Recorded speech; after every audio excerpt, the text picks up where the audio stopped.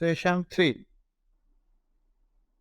Providing user-friendly, preventive, diagnostic, treatment, care and support services to key populations. In this session, we will define key populations, vulnerable populations, discuss challenges faced by key populations in accessing healthcare services.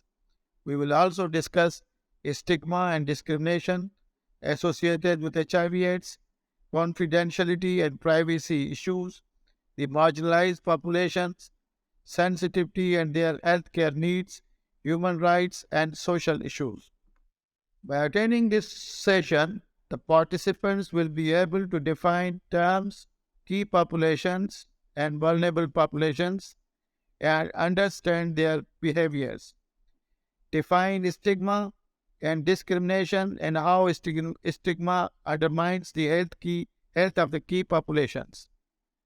We'll be able to discuss challenges faced by key populations in accessing healthcare services. The participants will be able to provide user-friendly services to key populations according to WHO recommendations. Will ensure confidentiality and privacy of the client. Will understand why it is necessary to provide services under one roof. Will know community-based HIV prevention services for key populations. And finally, will learn how to coordinate with NGOs, CBOs working with key populations. World Health Organization emphasizes that preventing, diagnosing, and treating HIV, viral hepatitis, and STIs in key populations is essential to eliminate infectious diseases as public health issue. Significant number of people living with HIV registered with ART centers throughout the country belong to key populations. Therefore, ART center staff needs to be trained to understand the fears, perceptions, and healthcare needs of these populations to provide user-friendly, unbiased services. Definitions. Key populations. They are defined groups who, due to specific high-risk behaviors, are more vulnerable and disproportionately affected by HIV. Irrespective of HIV epidemic level or local context, key populations also often face legal, social, and cultural challenges due to their behaviors, which make them even more vulnerable to HIV. Key populations include men who have sex with men, sex workers including female sex workers, male sex workers, transgender sex workers, people who inject drugs, and prisoners. Definition of vulnerable population. Adolescents, migrant workers, and street children are not classified as key population. They are called vulnerable population. They are at increased risk of acquiring HIV in certain situations.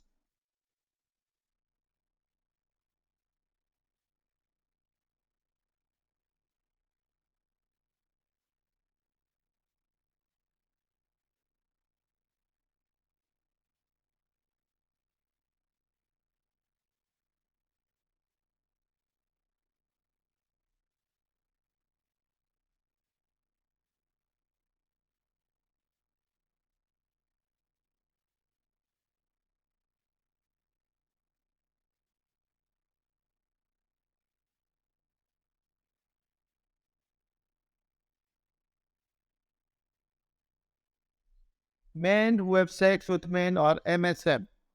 All men who have sex with other men, and practice receptive or penetrative anal sex are defined as men who have sex with men or MSM. Transgender population or TG.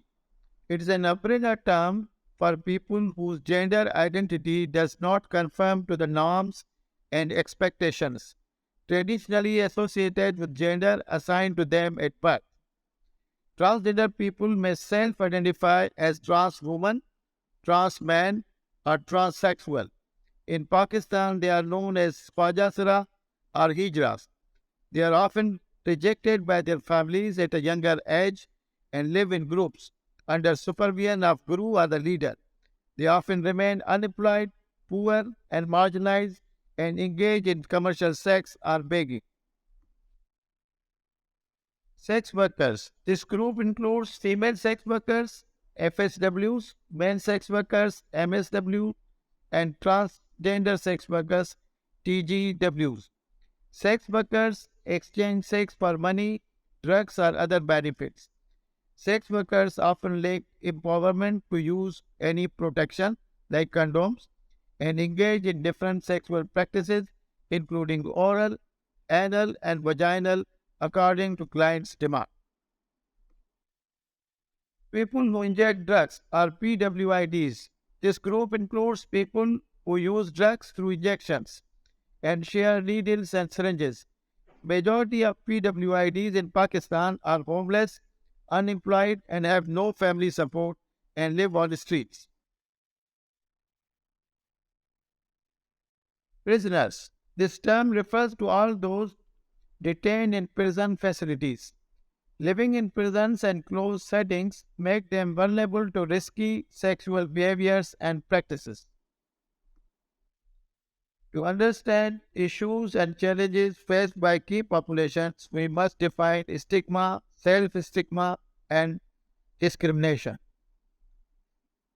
When a person or a group of persons is looked down upon and is considered inferior or bad in some way due to certain behaviors, practices, or beliefs. Self-stigma is again an internal feeling of being unwanted or worthless as a result of being viewed or treated negatively by others. What is discrimination? Unjustifiable negative behavior towards a group or its members that singles them out because they are believed to be inherently unworthy. Drivers or facilitators of stigma and discrimination can include individual level factors such as lack of awareness. However, societal level policies, cultural norms, and religious values can also act as drivers of stigma and discrimination. Challenges faced by key populations in accessing healthcare services. Key populations have limited access to healthcare services due to poverty, stigma, discrimination, biased attitude or fear of biased attitude of healthcare providers. Due to poverty, they can't access healthcare services in private sector. Due to fear of biased attitude of healthcare providers at public sector health facilities, they often are reluctant to seek care from public health sector. Often they get self-treated or get treatment from unqualified healthcare workers. Following are WHO recommendations to provide user-friendly services to key populations. 1. Integrated services means providing services under one roof. Scheduling services hours that suit the intended clients. Number 3. Locating services strategically where key population can access easily. Number 4. Involving the peer community in service development, promotion, delivery, monitoring, and evaluation. Number 5. Training of staff to work with different key populations. Number 6. Taking steps to ensure that law enforcement activities don't interfere with client access to HIV treatment, care, and support services. Understanding importance of confidentiality and privacy in providing services to key populations. It is always important to ensure confidentiality and privacy of the client. Find suitable place to talk in privacy and close the door of room, and clients should be reassured of confidentiality. Always take permission from the client before disclosing information to other healthcare providers. Confidentiality means that only certain individuals will have the right to access patient information. ERT center staff must follow guiding principles for communication with key populations. Respect. Respect for the patient as individual regardless of their HIV status or reason for acquiring infection. Equality. Treat all patients with respect and dignity regardless of their social status, religion, education level, or occupation. Gender equity. Policies and staff behaviors should encourage and promote women and children to have equal access to HIV treatment, care, and support services. Quality of care. Strive to provide the best quality of care through continuous efforts at improving HIV care delivery system and referral linkages.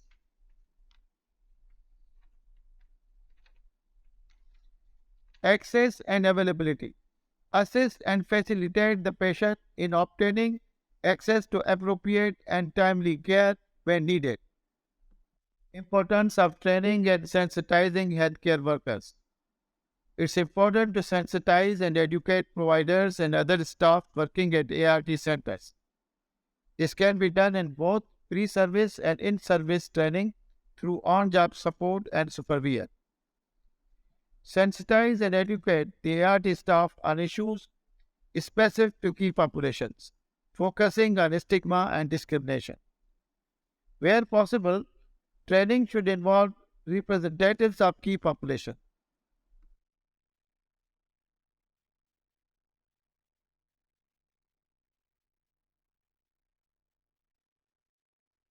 Why it is necessary to provide services under one roof and avoid referring patients to other health facilities. Provision of HIV prevention and treatment services under one roof using a one-stop shop approach enhances access, retention in care, and adherence to treatment. Referral of patients to other health facilities may lead to loss to follow-up. It is necessary that ART centers should be established in major hospitals where facilities for diagnosis and treatment of all specialties is available. ART centers should not work in isolation, but should maintain close coordination with hospital administration. ART centers should have close linkages with community-based organizations and NGOs working with key population to ensure ART adherence and prevent loss to follow-up. Following are the community-based HIV prevention services for key populations. Education and counseling through peers to bring change in risky behaviors. Outreach services through trained peers. Voluntary HIV counseling and testing ensuring confidentiality. Diagnosis and treatment of sexually transmitted infections. Distribution of condoms and lubricants. Facilitation to link HIV-positive individuals to treatment, care, and support services. Follow-up of registered clients with ART centers for ART adherence. And psychosocial support. In the end, I will repeat some key points to remember. Key populations are defined as groups of people who, due to specific high-risk behaviors, are more vulnerable and disproportionately affected by HIV, irrespective of HIV epidemic level or local context. Key populations also often face legal, social, and cultural challenges which make them even more vulnerable to HIV. Stigma and discriminations are associated with HIV and key populations. Stigma means when a person or a group of persons is looked down upon and marked as bad in some way due to some behaviors, practices, or beliefs. Self-stigma is the internal feeling of being bad or worthless as a result of being viewed or treated negatively by others. Discrimination is defined as unjustifiable behavior towards a group or its members that singles them out because they are believed to be inherently bad.